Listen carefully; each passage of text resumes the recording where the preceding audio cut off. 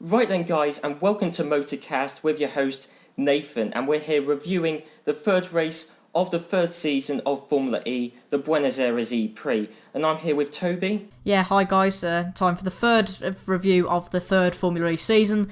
Not a great race today, but me and Nathan will sure talk you through the events of this weekend. So obviously the first time session that matters is qualifying, and Toby is going to take you through the qualifying group. So Toby? Yeah, I certainly am. Group 1 was Sam Bird, Mauro Engel, and both the Jaguars and Mitch Evans of Adam Carroll and Robin Freund. Now, Sam Bird had quite a scrappy lap, I'm sure you'd agree, Nathan. And he only got 10th on the grid in the end, 7 tenths off the pole sitter, Lucas di Grassi. But Mitch Evans in the end did a really impressive lap of a 109.5. And that was quite a bit faster than his teammate Adam Carroll, 1.4 seconds faster than his teammate. Not really much to talk about. Mauro Engel has had problems all weekend and had problems with the race, but we'll talk about that a little bit later. And also we had Robin Freund in that group, who got 13th in qualifying, so was in the middle of Sam Bird and Adam Carroll in that group. So not really much to talk about in the first group. A very good performance though from Mitch Evans. So the second group was Nelson Piquet Jr., Sébastien Buemi, Di Grassi, Vergne and D'Ambrosio. 5 really competitive drivers, and 3 of those, in fact, was it 4 of those actually went through to the Super Pole in the end. It was just D'Ambrosio that didn't go through, and he qualified 9th, just ahead of Sam Bird in the end. And Di Grassi, Vergne and Buemi made up the top 3 in qualifying, and Piquet was 5th in the end of qualifying. And Group 3 then was Sarrazin, Duval, Rosenqvist, Felix da Costa and Marie Lopez. Rosenqvist just missed out on the Super Pole, finishing 8th, just a few tenths off that Super Pole time of 5th. And the other drivers in that group, Sarrazin wasn't really brilliant, but finished 11th just behind Sam Bird. Felix da Costa, it was Maria Lopez, sorry. Maria Lopez had an accident whilst Felix da Costa started his flying laps, and Felix da Costa was allowed to do another flying lap, and that was all good from him, but he only got 17th in the end. And Rosenqvist, as I think we mentioned earlier, did get 8th place, and Loic Duval in the end was 14th in that group.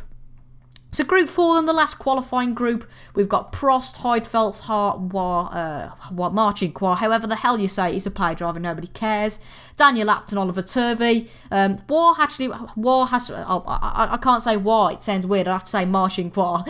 But Marcinkoir was 19th on the grid, not quite last. But Nico Prost just missed out on Super Pole, was only 6th place. And Oliver Turvey did get Super Pole and he finished 4th in the end. Daniel Abt was 16th on the grid, not brilliant from him. Nick Heidfeld was 12th on the grid, and that's it for Group 4. And then obviously Super Pole consisted of Di Grassi, Vergne, Buemi, Turvey and Piquet Jr. And in fact, in the end, it wasn't just how fast people were, it ended up being who could make the least mistakes. So but quite a few of them are locked up at turn 7, the slippy corner just before the end of the lap. And Piquet and Turvey were 4th and 5th. Buemi was 3rd, Vergne 2nd, and Di Grassi 1st. And that's pretty much sums up qualifying. And after that, I'll let Nathan talk for a bit. Yes, okay. Well, one thing I do want to bring up about qualifying is just how messy it was.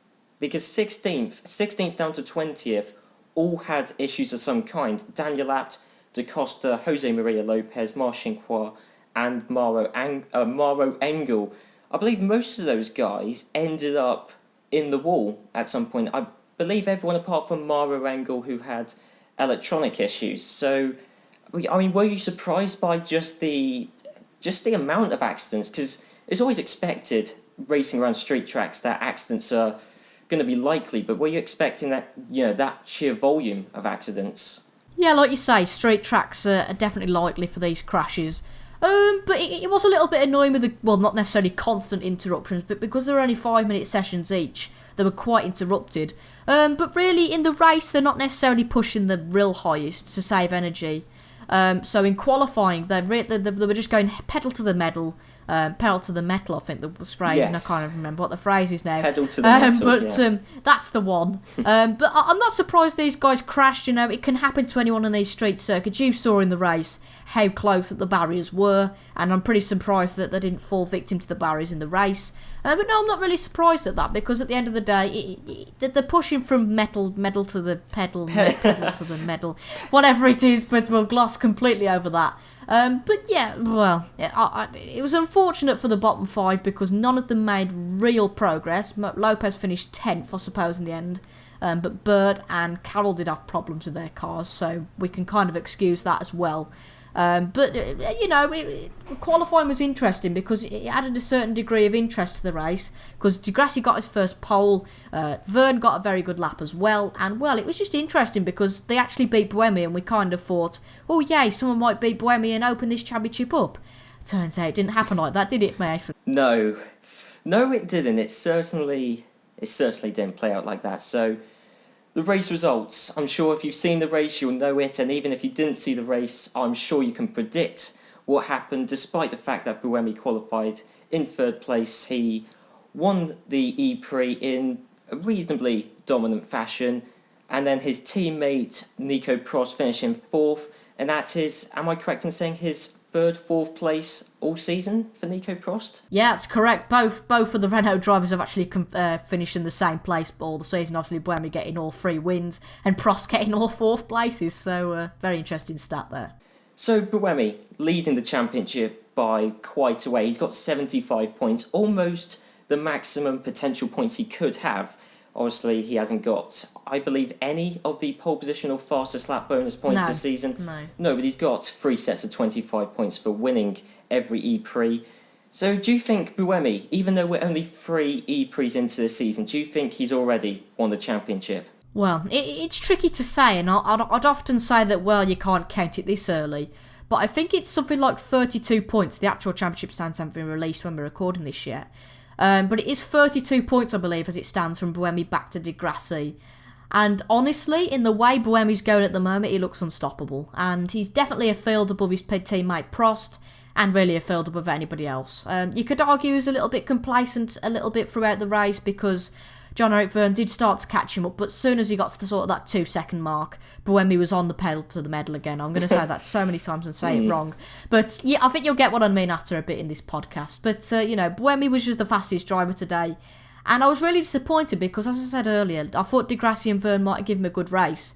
But I believe that Buemi got both drivers at the end of the start finish straight on different laps, obviously. But if you've got the inside line for that first corner, then it's pretty much your position. If you don't get that position, there's something obviously gone wrong with that manoeuvre. But Buemi's just a class above everyone, and honestly, Vergne and di Grassi were quite a bit soft, I felt, in their treatment of letting Buemi pass, because it was just a case of when Buemi got past, it was just a simple case of how much he'd pull out in the end. And you could hope that things would go wrong in the pit stops, but Renault are so sleek in their pit stops that they'd got nothing to worry about. In terms of Techeetah, it was really good to see Vergne finish second. Di Grassi should have really got a second because for some reason at the start of the race he'd let quite a few drivers through and there was something wrong with that car. I think and on the commentary Dario Franchitti was saying that his first car was the car that he maybe crashed in early on in the weekend, so maybe would have been a worse car, but it was definitely more racy in the second car. But only gets 3rd place in the end. But as you say, Buemi's been very dominating so far. And I can't really see him stopping any time soon. I mean, they've got a month and a half till the next race. And for competitive reasons, I really hope that something good happens, i.e. Vergne, di Grassi getting back into the battle.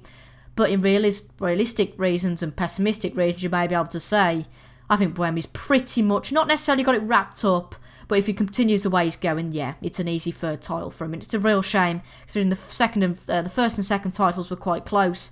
I think Renault have got better this season. It's not a case of Abt getting worse, I don't think, because Abt and Renault were quite close last season. I don't think it's a case of Abt getting worse. It's just a case of Renault getting better. Yes, definitely, I have to agree. I mean, Renault, the quickest car, they've always had the quickest car, and it's so easy, isn't it, when you've got the quickest car to just pull away further and further and further, because you don't have any catching up to do. And Renault, I'm sure Renault, they're piling in a lot of resources into that team. And honestly, I don't see how Buemi can lose a championship. I really don't. I mean, I agree with pretty much everything you said there. So that's Renault. Buemi dominant. Nico Prost in 4th. As we said, carrying on his streak of 4th place finishes and just really nowhere near his teammates, as has been the case actually pretty much their entire Formula E careers. So we've already made mention of it. Jean-Eric Vergne finished in 2nd this ePrix for Techeetah. a very good performance, I'd have to say. I mean, Jean-Eric Vergne, he's always been a quick driver in Formula E ever since he came in. I think, going off of memory, Jean-Eric Vergne won his first Formula E race back in the first season. So Jean-Eric Vergne, there's no doubting he's a quick driver, but Techeetah, I mean, have they surprised you, Toby? Well, actually, looking at these results here, I don't think that Vergne's ever won a race in Formula E, because he raced for Andretti on the first season. He finished second in the 6th race of that season. Where was that? That was Long Beach. Third in London, also got a third in London with Vergne. He's got a second place in Paris, but no, up to yet he hasn't won a race. Which, as you say, it's a bit surprising because I thought he has won a race. He had. Maybe you perhaps got him. Perhaps you might have got him mixed up with Bird perhaps last season. But no, on to your question there. Vergne, a very good result for Vergne, and considering that Techeetah were a little bit off the pace in the first 2 races, as we discussed in the first review, it's nice to see Vergne get up there because Vergne is a Toro Rosso driver, much the same as Buemi was back in the day. It's nice to see him perform well and to his ability and potential, really. And he retired in the first race in Hong Kong, but in Marrakesh finished 8th. And definitely today it was a brilliant result. And obviously with the same machinery as Buemi, maybe the car not as good potentially in some areas, but with the Renault machinery, it's really nice to see Techeetah catch up. And they put a lot of work, I think, into trying to catch up to Renault. It's nice to see, really, but unfortunately, even at this part of the season, we've got 12 races in the season. It doesn't seem right to say this, but it's almost a little too late. If Techeetah, if they'd have done well in the first and second race, they might have been in the battle. But you know, he's 53 points behind Buemi. And unless we have a miracle, even at this stage, I just think that it's Buemi's championship. Yes, completely agree. It's definitely Buemi's championship. But, I mean, the interesting thing of Techeetah, or Techeetah, however you pronounce it, is they are the only team to have a customer Renault drivetrain. So, do you think, because it looks on the surface like this sport is being dominated by just Renault E-Dams, but with Jean-Eric Vergne in second, you know, and certainly one of the quicker drivers, do you think it's not just Renault E-Dams dominance that this sport's turning into, but it's just Renault as a whole, with obviously Techeetah having, you know, the only other Renault drivetrain? Yeah, that's definitely a good point. With Techeetah only coming in this season and doing so well, I mean, you can completely ignore Marcin Qua, because to be quite honest, there's no point talking about him. He was a paid driver and really he's just there for a bit of money. But, you know, Vergne kind of making up the one serious driver team. As you say, the 3 of the real Renaults finishing in the top 4 today. It probably is turning to a bit of Renault dominance, and there's no one really particularly in terms of car manufacturers. Okay, you've got Audi sort of putting that backing into Apt, and you've now got Jaguar putting that backing into Jaguar Racing. Looking at the grid, there's no real car manufacturers on the grid, and you look at it such as Formula 1, you've got Renault, Ferrari, McLaren, Mercedes, you know, you've got all those manufacturers. But in Formula E, there's only really Renault that have put backing into the electric movement.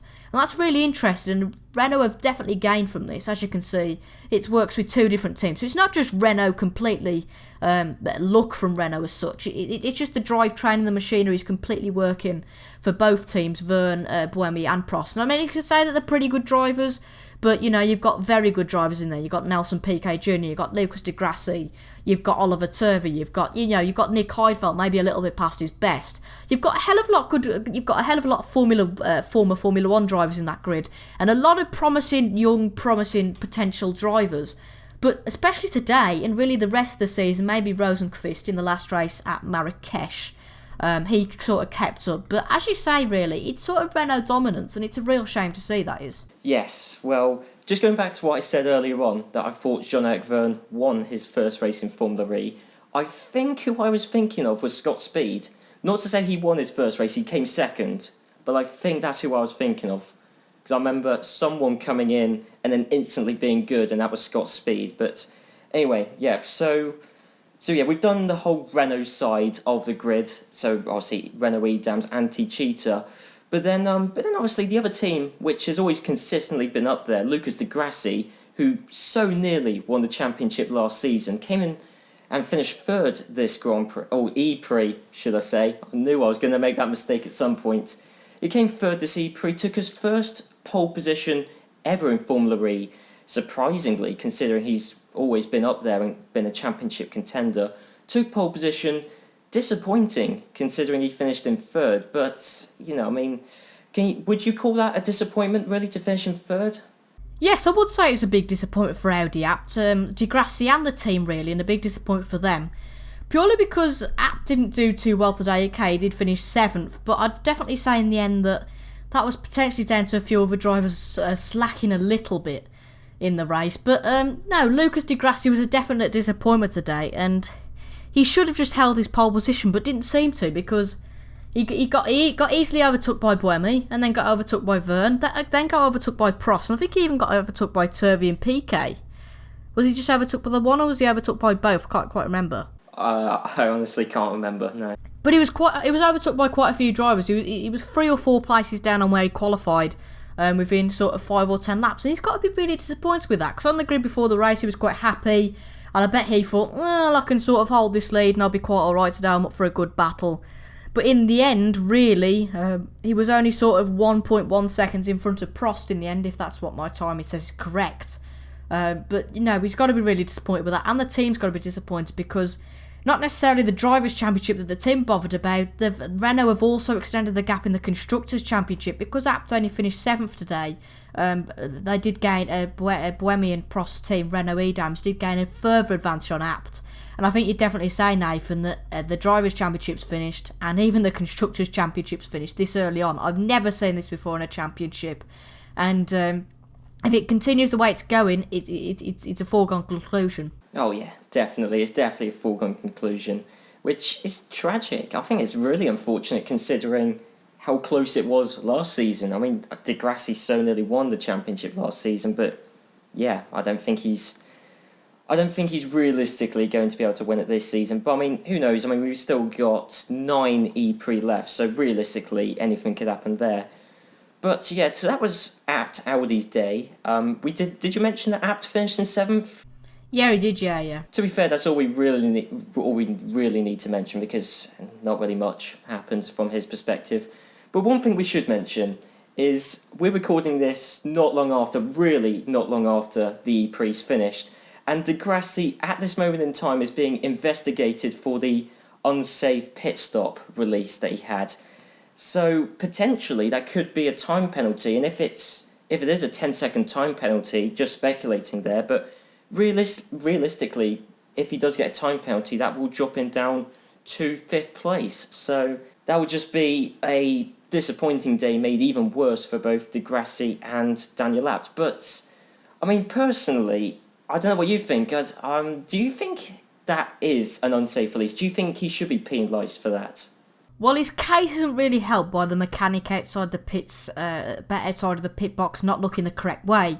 Because from what I understand, the pit mechanic was looking the way of the pit exit rather than the way of the pit entry, which is where Oliver Turvey was coming in. But I don't necessarily think it was unsafe release, because it's kind of like a blind spot there, almost on the road. It's a blind spot. They couldn't really see Turvey coming, and I think it'd be harsh to give a places reduction and a time reduction. But it's always the case of unsafe release. I mean, in Formula 1, it's fairly cut and dry if it's an unsafe release. The pit lane's straight, there's no blind spot, there's no excuse. But I don't know, I'm kind of torn on that one. I'm a little bit sat on the fence. It doesn't help his case that the mechanic was looking to the other way, not to Turvey's way. But then I'm kind of for him in the way that, well, they couldn't really see Turvey coming, so it's not necessarily their fault. But I'm sure we'll find out in due course, and we'll definitely find out before this podcast goes up, if he gets that penalty or not. If he gets the penalty, well, I don't really have an opinion on it, because it doesn't impact things massively. It does mean that Prost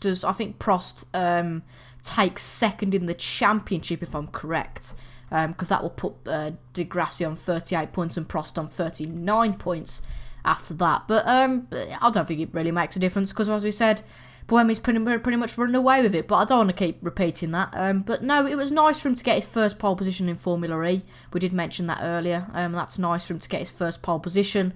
But it's got to be definitely disappointing that he lost the race from pole, yeah. Yes, and yeah, I'd basically concur with everything you said there, really. I mean, just adding the fact that that's, you know, it would be harsh to give him any sort of penalty, just because, I mean, the pit lane's silly. I think it was mentioned in commentary that the pit lane in total has got 6 corners. I mean, Well, you can't be having that, can you? It's a pit lane, not a racetrack in itself. Exactly. No, I mean, yeah, I think it would be harsh to give it to him, but yeah, as I said, I'm sure we'll find out relatively soon.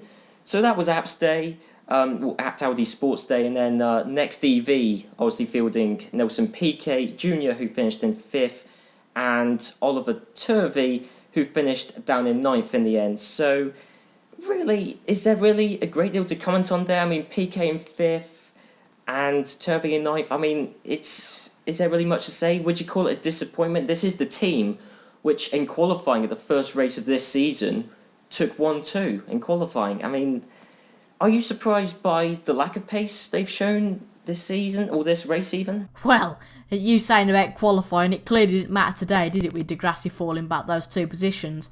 But no, I actually think that it's a positive because they're getting back to solid ways. In the first 2 races, they were a bit skewy, if you like, if that's even a proper English word. Yeah, skewy, yeah.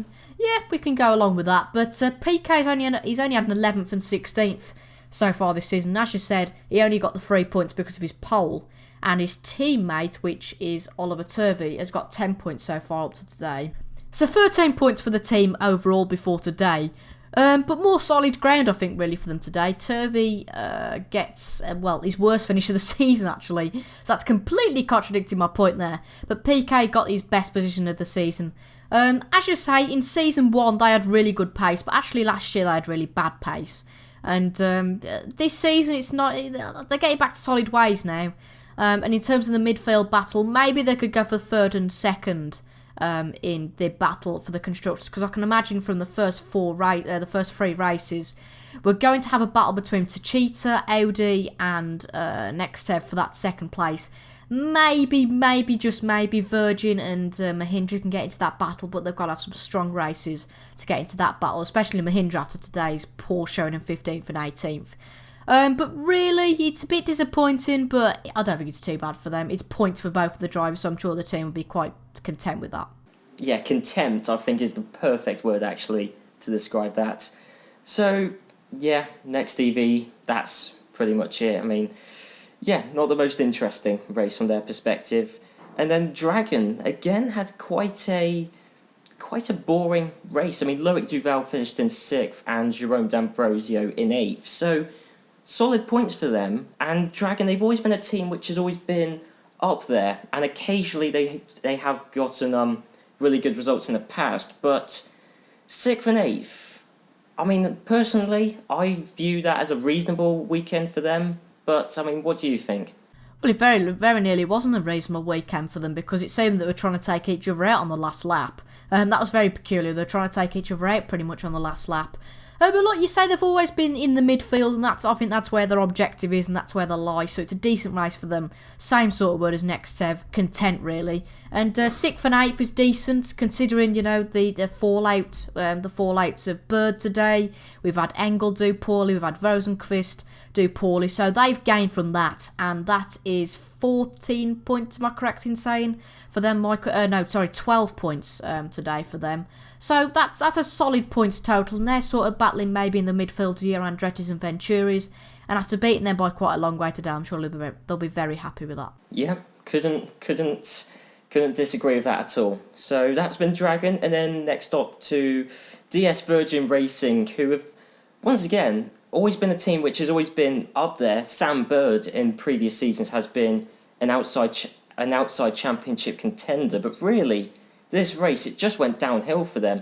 Jose Maria Lopez, 10th place, so he's got his 2nd point of the season, so he doubled his points total as a result of this ePrix. But then Sam Bird finishing in last. I mean, from what we gather, Sam Bird, he was forced out into the wall by Jerome D'Ambrosio, which meant Sam Bird had to pit very early on, which in Formula E with the 2-car changeover and the limited battery life is a death sentence if you have to pit really early on. But so Sam Bird, I think we can agree, there's not really a discussion needed for that his race was disappointing. But Jose Maria Lopez, he's been a driver who in Formula E I haven't rated that highly, but he did respectably well this ePrix. I mean, what do you think? Well, after Vergne left last year after doing his 1-year stint, I think Lopez was a bit of a replacement that made everyone go, he's not the standard of Jean-Eric Vergne. But I think you can agree on Sam Bird that because we're both Sam Bird fans, I honestly feel like hitting my head on a desk about Sam Bird sometimes, because you know before every race it's either going to be one of those races where he does really well and finishes on the podium like Marrakesh, or he gets crashed out because he's just simply one of those drivers. In the 3 seasons of Formula E so far, he's been the unluckiest driver. And he's one of the drivers that he's my favourite driver in the Formula, and it really annoys me sometimes when he's proven that he's really good in Formula E and in these Formula cars, but he just seems to get really unlucky. But Jose Maria Lopez, his home race today at Argentina, and I think this will be probably the title of the podcast. He's going to be very content with that. His second amount of points in this season. He did retire, but I think from memory he did finish over 80 or 90% of the distance, I think, in the Hong Kong race. But in this race, another point for him. I think he's going to be quite happy with that. Yeah, contempt. So you brought that word back up, and yeah, definitely contempt. I mean, that is his best finish ever, well, joint best finish ever for Jose Maria Lopez.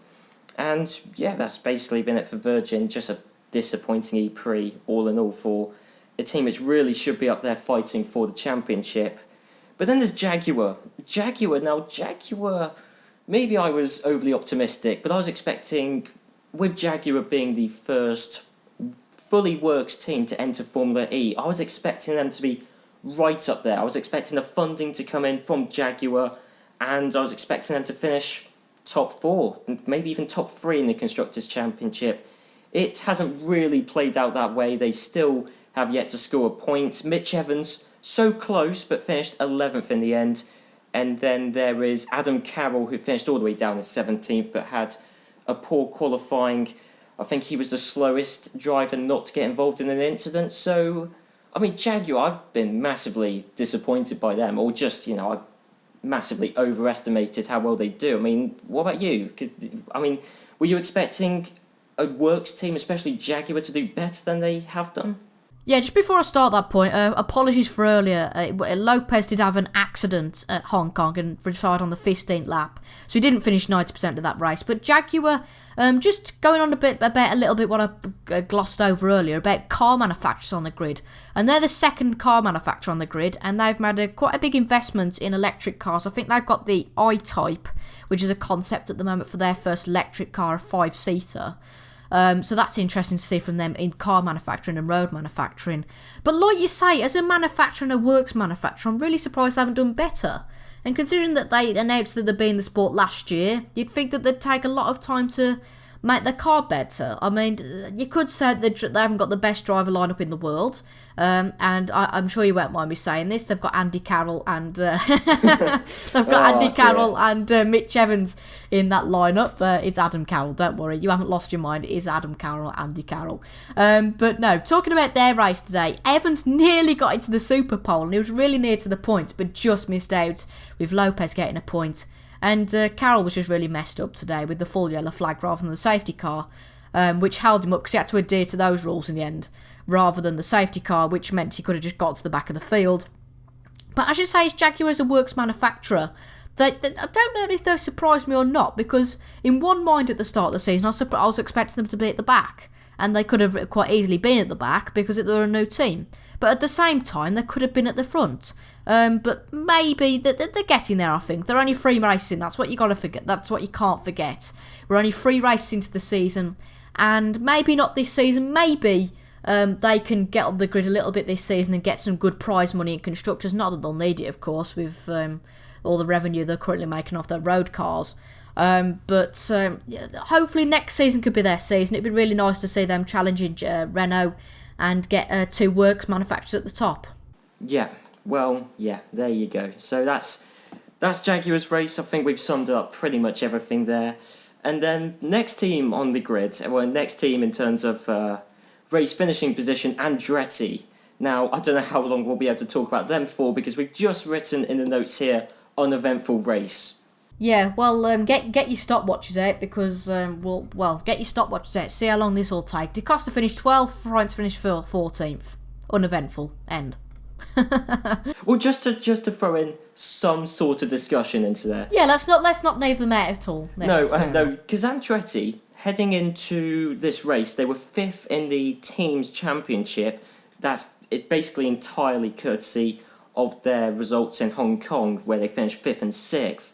So, I'm just slightly confused. Andretti, they were right up there at the Hong Kong ePrix. Marrakesh, not so much. And then Buenos Aires, once again, a lackluster performance. I mean, do you have any idea what's going on? Because I don't know, not at all. Well, to be fair, if you look at the Hong Kong ePrix, they did have 5 retirements, so you could say that they're back in their place with 11th place.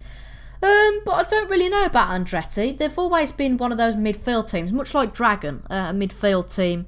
And today's race wasn't brilliant, you know. Freins and Da Costa, very good drivers, definitely. I do remember Freins in GP2, I think it's 2014, and I was gutted that he couldn't get a Formula 1 drive. And Da Costa nearly got that Toro Rosso drive in 2015.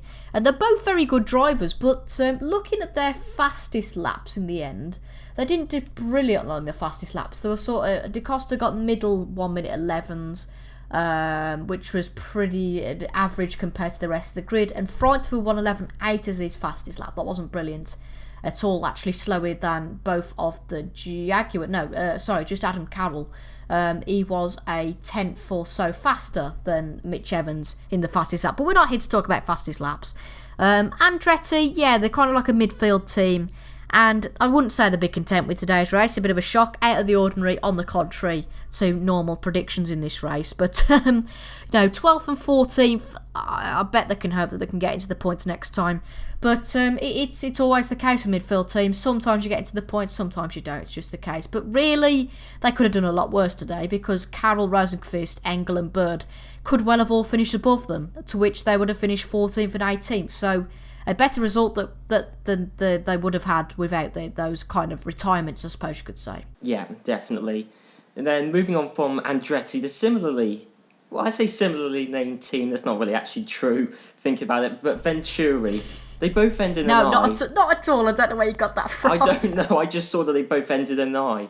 No, well, Venturi, they did not do particularly well this ePrix. Sarrazin finished in 13th, so in between both Andretti's. And then there was Engel, of course, Maro Engel, who finished in 19th, second to last. Maro Engel, who he just had no luck this ePrix. In qualifying, he had, I believe, some electronic issues. I think they persisted in the race, but either way, I think he just had a constant lack of reliability. Sarrazin, finished in between both Andretti's, that's all you really need to know. But Venturi, what is there to say about them? Well, as we said for Andretti, pretty uneventful race, but we will talk about them. Engel just had no luck this weekend. Qualifying, he had no luck. Race, he had no luck. It was just one of those weekends he can look back on and think, let's not think about that ever again. But Sarrazin has a decent race today, not brilliant, a bit like the Andretti's, in fact, sandwiched between the Andretti's, so I suppose they were similar today. But Sarrazin 13th, not a great race, much like Andretti. I'm sure they'd be hoping for more next time. And I'm sure if Engel's car's up for scratch, then they can fight for points. Yeah, there you go. That was nice and succinct. Yeah. Yeah. That was weird. We talked about Andretti more than we did about Venturi. That was strange. Wow. Well, there you go. But, so that was the second to last team, and then the team at the bottom, which means they were the worst performing team this ePrix, technically, was Mahindra, with Nick Heidfeld, who finished in 15th, and Rosenqvist, who I think was bitterly unlucky, who finished down in 18th. Rosenqvist was potentially he could have got into the Super Pole. He qualified 8th in the end, and he got the fastest lap. Let's not forget. So Rosenqvist by a long way. Yeah, by a long way. Bearing in mind, obviously, by that time, he was just going for fastest lap, much like Sam Bird. His race was destroyed early on, and just went for fastest lap. So there's no denying that the speed was there, at the very least for Rosenqvist. But, personally, looking at this ePrix, and actually this season as a whole, I would say that Rosenqvist, despite the fact he finished 3 places behind his teammate, I would say he's better than Heidfeld. Would you agree with that? I'd absolutely agree with that. Heidfeldt's been a good driver in his time, but Rosenqvist, in terms of potential, he's the real deal, I think. Not necessarily counting on his performance in Marrakesh, even though that was good. I can't just say that was the pure reason for him being the real deal. He was very good in qualifying today. He made one or two mistakes and just missed out. But in the race, it was a real shame because he was just behind the top 5, which was Buemi, Vergne, di Grassi, Prost and Piquet Jr. until the first pit stop came, and his car just basically wouldn't start, which was happened in Formula E before with Sam Bird and the Mr. Unlucky. But Rosenqvist today, it was just a real shame for him. He did get fastest lap, but really fastest lap when you could have finished 5th or 6th definitely isn't a good consolation in the end. Yeah, I definitely would agree with that. It's damage limitation is exactly what it was. So I think that's wrapped up the review of the Buenos Aires ePrix. I think we've gone through that pretty comprehensively there. So the next ePrix, annoyingly, several weeks away now. It's on the 1st of April, so not even next month, annoyingly. But the Mexican ePrix, we had one last year. That was a very interesting ePrix, a controversial one where Lucas di Grassi ended up getting disqualified for having his car underweight in the end. So, you know, that's a track which is which is very familiar, should I say, to Formula E and to producing interesting ePrix at the very least. So Toby, what are your general predictions for the next ePrix at Mexico? Well, a wise man once said, if you're going to make a bet, then you're going to make a bet on Sébastien Buemi. I'm sure someone said that before. But no, Buemi has got to win. But no, joking aside, I think it'd be hard to go against Buemi, wouldn't it? Yes, yeah, it would be. It would be very hard at the moment to go against Buemi. But going out there and going against Buemi, I'm going to say Jean-Eric Vergne. Yeah, I definitely, honestly would say that Jean-Eric Vergne is the second quickest driver, or certainly. I can't pinpoint an order, but I think the top 3 will be the same as today, and I wouldn't be surprised if the order was the same as today. Oh yeah, I definitely would agree with that. I mean, I certainly would say Buemi, Vergne, di Grassi. Certainly. I mean, realistically, who else is going to be up there? Daniel Abt, possibly. Actually, Piquet. Marchinquois. Oh dear, Marchinquois. He hasn't scored a point this season, has he? I don't think. Yeah, but there's always time, isn't there? Oh, there's always time. I mean, Marchinquois. I just don't understand that guy. Because he's... No, I don't think anybody is, and I don't even think he deserves to be talked about, because I'm quite honest. Whoa, he doesn't deserve to be talked about at all. Wow, No. that's harsh. No, Motorcast's extremist views today. No, I mean, Marchinquois. No, I mean... Yeah, let's not talk about him, because I don't even know what to say about him, Yeah, well, what's your top 3 predictions for the next race? Let's quickly gloss over that. No, top 3, I definitely have to say the same order. I mean, Buemi, I'd say, is going to win. Vergne I'd definitely put there. And then di Grassi? I mean, realistically, the only other person who's going to be in the top 3, aside from those 3, are Piquet or Daniel Abt. I don't really see anyone else who could be up there, to be honest, or is likely to be up there. I mean, Dragon did well at the ePrix last season. Jerome D'Ambrosio won it and Duval in 4th, but that means absolutely nothing this season. I mean, I'd be more than welcome for D'Ambrosio to win the race, but oh yeah, definitely. I don't think he'll do it this time, unfortunately.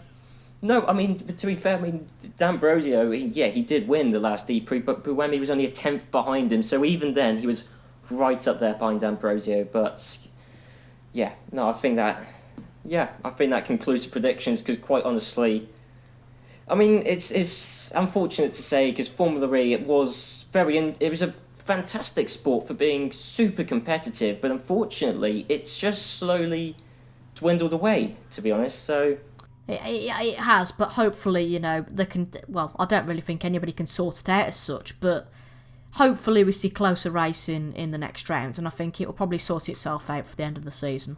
Oh yeah, it should do. I mean, Jaguar, I reckon, will get up there eventually when the funding comes in.